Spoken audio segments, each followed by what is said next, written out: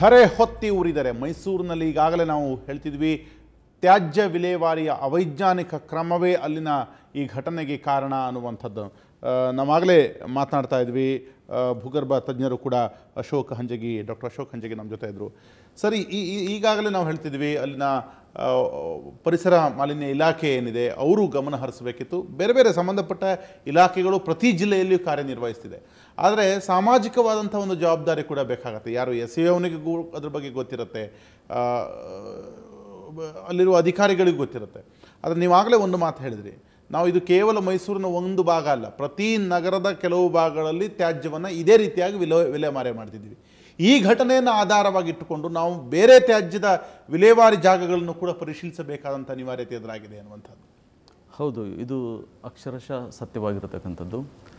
ನಾವು ಇದನ್ನು ಈಗಾಗಲೇ ಸಾಕಷ್ಟು ಎಕ್ಸಾಂಪಲ್ಸ್ ನಮಗೆ ಬಂದು ನಾವು ನೋಡ್ತಾ ಇದ್ದೀವಿ. ಈಗಲೂ ಸುಮ್ಮನೆ ಕುತ್ಕೊಂಡಿರೋದು ಸರಿ ಅನಿಸಲ್ಲ.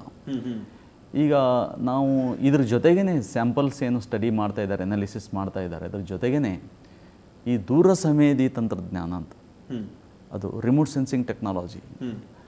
There is remote sensing card thermal remote sensing ಅಂತ ತಿಳ್ಕೊಂಡು, ಆ ಥರ್ಮಲ್ ರಿಮೋಟ್ ಸೆನ್ಸಿಂಗ್ ಪಿಕ್ಚರ್ಸನ್ನು ನಾವು ತೆಗೆದುಬಿಟ್ಟು ಹೋಲ್ ಸಿಟಿ ಆಗಿರ್ಬೋದು ಅಥವಾ city surrounding, not necessarily Bengaluru, ಈ ಒಂದು ಮೈಸೂರು ಸರೌಂಡಿಂಗ್ ಆಗಲಿ, ಹುಬ್ಬಳ್ಳಿ ಧಾರವಾಡ ಮೇಜರ್ ಸಿಟೀಸ್, ಬೆಂಗಳೂರು ಇಂಥವೆಲ್ಲ ಅಲ್ಲಿರ್ತಕ್ಕಂಥ ಮೇಜರ್ ಡಂಪಿಂಗ್ ಸ್ಟೇಷನ್ಸ್ ಎಲ್ಲಿದ್ದಾವೆ ಅವುಗಳೆಲ್ಲ ಒಂದು ಪಿಕ್ಚರ್ಸ್, ರಿಮೋಟ್ ಸೆನ್ಸಿಂಗ್ ಪಿಕ್ಚರ್ ತೊಗೊಂಡ್ಬಿಟ್ಟು ಅಲ್ಲಿ ಈ ಡಂಪಿಂಗ್ ಯಾವ ರೀತಿ ಮಾಡಲಾಗಿದೆ, ಎಸ್ಪೆಷಲಿ ಇಂಥವೆಲ್ಲ ಏನಾದರೂ ಕೆಮಿಕಲ್ಸ್ ಏನಾದರೂ ಡಂಪಿಂಗ್ ಮಾಡಿದರೆ ಅಲ್ಲಿ ರಿಯಾಕ್ಷನ್ಸು, ಆ ಥರ್ಮಲ್ ರಿಯಾಕ್ಷನ್ಸ್ ಅದು ಕಂಡುಹಿಡಿತದೆ. ಎಮಿಷನ್, ಥರ್ಮಲ್ ಎಮಿಷನ್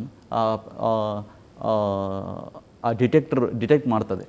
ಸೊ ಅದನ್ನು ಎನಾಲಿಸಿಸ್ ಮಾಡಿ ಇಮಿಡಿಯೇಟ್ಲಿ ಆ್ಯಕ್ಷನ್ಸ್ ತೊಗೋಬೋದು. ಹಾಗೇನಾದ್ರು ಡಂಪಿಂಗ್ ಆಗಿತ್ತು ಅಂತಂದರೆ ಅವುಗಳನ್ನು ಇಮಿಡಿಯೇಟ್ಲಿ ಆ್ಯಕ್ಷನ್ಸ್ ತೊಗೋಬೋದು. ಕನ್ಸರ್ನ್ಡ್ ಡಿಪಾರ್ಟ್ಮೆಂಟಿಗೆ ಹೇಳಿಬಿಟ್ಟು ಅದನ್ನು ಮತ್ತೆ ರೀಲೊಕೇಟ್ ಮಾಡೋಕ್ಕಾಗಲಿ ಅಥವಾ ಅದನ್ನ ಮಾನಿಟರ್ ಮಾಡೋಕ್ಕಾಗಲಿ ಕೆಲವೊಂದು ತೊಗೋಬೋದು. Kind of action oriented things ಅಂತ ತೊಗೋಬಹುದು. ಎಸ್, ಖಂಡಿತವಾಗಿ ಆ ಜಾಗಗಳನ್ನು ಗುರುತಿಸಬೇಕಾಗಿದೆ. ಯಾಕಂದರೆ ಮತ್ತಷ್ಟು ಜೀವಗಳು ಹೋಗೋದನ್ನು ತಪ್ಪಿಸಬಹುದು ಅನ್ನುವಂಥದ್ದು.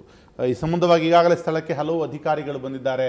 ಆ ಹುಡುಗನ ಮನೆಯಲ್ಲಿ ಸೂತಕದ ಛಾಯೆ, ಅದ್ರ ಜೊತೆಗೆ ಈ ಬೇರೆ ಒಂದಷ್ಟು ಘಟನೆಗಳು ಕೂಡ ಬೆಳಕಿಗೆ ಬಂದೆ. ಈ ಹಿಂದೆ ಒಬ್ಬ ವ್ಯಕ್ತಿ ಕೂಡ ಎರಡೂ ಕಾಲುಗಳಲ್ಲಿ ಸುಟ್ಕೊಂಡಿದ್ರು ಇದೇ ಜಾಗಕ್ಕೆ ಹೋಗಿ. ಇನ್ನೊಬ್ಬ ಹುಡುಗ ಅಲ್ಲಿ ಮುಳುಗ್ತಾ ಇದ್ದ, ಅವನನ್ನು ಎತ್ತಲಿಕ್ಕೆ ಹೋಗಿ ಈ ಹುಡುಗ ಹರ್ಷಲ್ ಅಲ್ಲಿ ಬಿದ್ದು ಕಾಲು ಸುಟ್ಟುಕೊಂಡು ತದನಂತರ ಆಸ್ಪತ್ರೆಗೆ ಹೋಗಿ ಪ್ರಾಣ ತೆತ್ತ ಅನ್ನುವಂಥದ್ದು. ಆದರೆ ಇನ್ನೂ ಕೂಡ ಒಂದು ಸರಿಯಾದ ಕ್ಲಾರಿಟಿ ಬರ್ತಿಲ್ಲ, ಯಾರು ಏನು ಸುರಿದ್ರು ಅನ್ನುವಂಥದ್ದು. ಆದರೆ ಅದನ್ನು ಹುಡುಕಿಸ್ಲಿಕ್ಕೆ ಅಷ್ಟು ಕಷ್ಟ ಆಗ್ತಿದೆಯಾ ಅನ್ನುವಂಥದ್ದು ಕೂಡ ಇಲ್ಲಿ ಗಮನಿಸಬೇಕಾದಂಥ ಅಂಶ. ಹಾಗಿದ್ರೆ ಯಾರ ಮೇಲೆ ಕ್ರಮ ಕೈಗೊಳ್ಳಬೇಕು, ಯಾರು ಈ ಘಟನೆಗಳಿಗೆ ಜವಾಬ್ದಾರಿ? ನಮ್ಮ ಮನೆಯ ಪಕ್ಕದಲ್ಲಿಯೂ ಕೂಡ ಡಂಪಿಂಗ್ ಯಾರ್ಡ್ಗಳಿದೆ. ಹಾಗಾಗಿ ಆ ಡಂಪಿಂಗ್ ಯಾರ್ಡ್ಗಳಲ್ಲಿ ನಾವು ಹೋಗಿ ಪರಿಶೀಲಿಸಬೇಕಾಗಿದ್ದೇನೆ.